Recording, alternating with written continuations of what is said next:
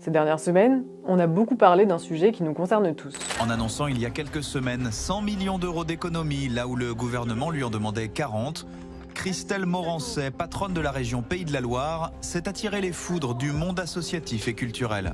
Après des semaines d'incertitude, leur association pourra de nouveau recruter des volontaires à la rentrée. Si les contrats reprennent, le budget 2025 prévoit une baisse des crédits alloués au dispositif, un coup dur pour l'association.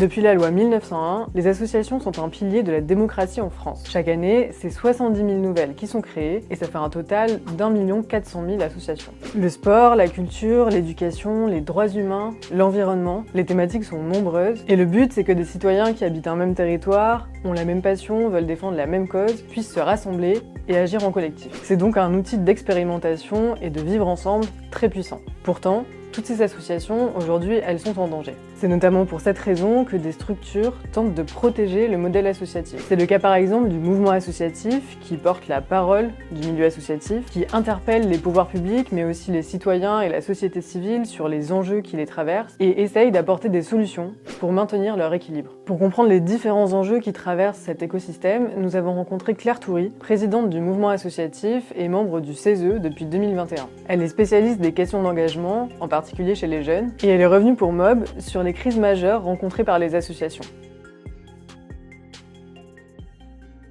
Les associations, elles sont traversées par deux grandes tensions en ce moment. Une tension relative à leur liberté et une tension relative au financement du tissu associatif. Le droit d'association, il est constitutionnalisé depuis 1971, sauf que si le droit d'association il est protégé, le droit au financement de l'association il n'est pas. Les associations elles sont traversées par plusieurs crises en fait autour du financement. Et moi j'en vois trois. Il y a un premier sujet qui est une crise un peu structurelle. Depuis plus de 20 ans, on voit la part de la subvention dans les budgets des associations diminuer considérablement au profit de la commande publique. Ça veut dire quoi? Ça veut dire que c'est toujours de l'argent public, mais on ne vous subventionne pas en disant qu'on soutient votre projet. On vous demande de répondre à des appels à projets pour du coup répondre à des besoins évalués par les pouvoirs publics. Et ça c'est intéressant parce que le tissu associatif ou l'action associative, il y a évidemment un rôle parfois de faire autrement ce que les pouvoirs publics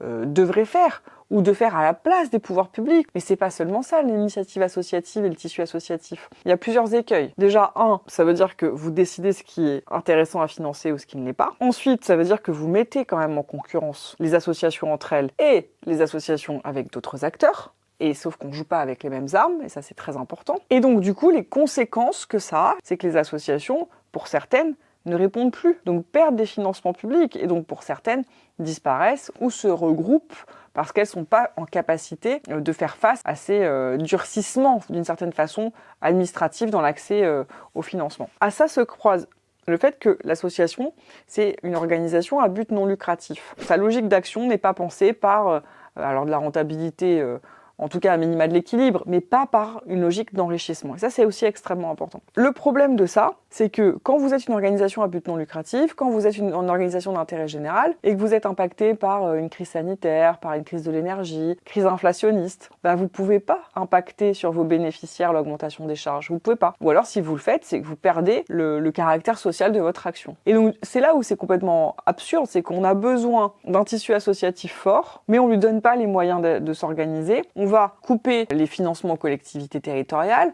on va aussi couper des financements sectoriels. On fait ça parce qu'on pense court terme et on ne pense pas conséquences de ces décisions à moyen et à long terme. Alors qu'à moyen et à long terme, en fait, ça veut dire qu'il y a des gens qui sont dans le besoin, qui sont accompagnés par des acteurs associatifs qui ne vont plus l'être. Si on ne comprend pas que le tissu associatif, c'est un élément qui structure notre vivre ensemble, sans association, notre société, et je dis ça sans exagérer, elle tiendrait pas. Derrière, en fait, on amplifie un problème qu'on essaie de résoudre. D'après Claire Toury, l'une des solutions pour sortir de cette impasse financière serait de revenir vers un modèle de subvention. Elle propose aussi de réfléchir à une autre manière de distribuer et garantir l'argent public à destination des associations. C'est le seul moyen de garantir leur autonomie, quelles que soient les crises que traverse la France ou les interlocuteurs politiques en face. Parce que justement, selon les politiques au pouvoir, le sort des associations n'est pas accueilli avec le même enthousiasme. pièce. Les libertés des associations peuvent vite se retrouver en danger, et le point de départ de tout ça, c'est le contrat d'engagement républicain, en vigueur depuis janvier 2022. C'est un contrat qui remet une forme de défiance dans la pièce, puisque la loi de 1901, qu'est-ce qu'elle dit? En gros, elle dit qu'on n'a pas besoin d'autorisation préalable pour se rassembler, pour se créer, voilà, en fait, on n'en a pas besoin. Mais que par contre, si on ne respecte pas la loi, comme les autres, on sera sanctionné. Le contrat d'engagement républicain, il inverse la logique.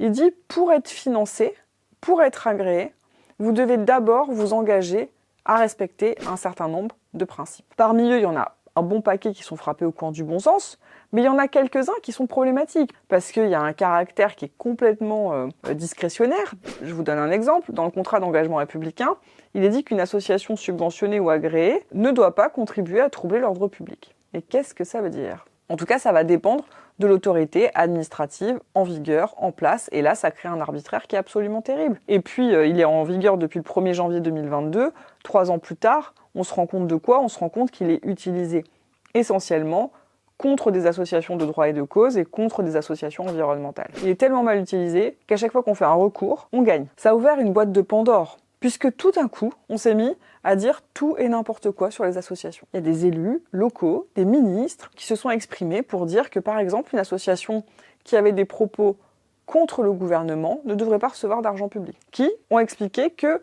la désobéissance civile, c'était une nouvelle forme de séparatisme. C'est quand même dingue de dire ça. Il y en a encore d'autres qui interrogent la pertinence de la subvention versée à telle ou telle structure dans des enceintes républicaines, des institutions de la République, comme l'Assemblée nationale. Nous, ce qu'on dit, c'est que les associations, elles sont pas là pour faire plaisir au pouvoir public. Ça ne veut pas dire que ça n'arrive pas. Il y a des moments où ça arrive. Il y a des moments où même l'action publique est co-construite et ça fonctionne. Et puis il y a des moments où l'association, elle est là pour créer des aspérités, pour créer du débat, pour agir et puis porter une fonction démocratique. C'est ça en fait qu'on lui demande aussi. C'est pour ça qu'on a besoin d'elle. À travers l'histoire, on a eu besoin de l'action associative. On a eu besoin d'associations qui parfois allaient un peu à rebours de l'ordre établi, qui parfois challengeaient les codes, qui parfois jouaient avec les codes et avec les lignes aussi. Mais grâce à ces structures associatives, grâce à ces gens qui se sont organisés, on a une CMU, couverture maladie universelle, on a un service civique, un droit à l'avortement,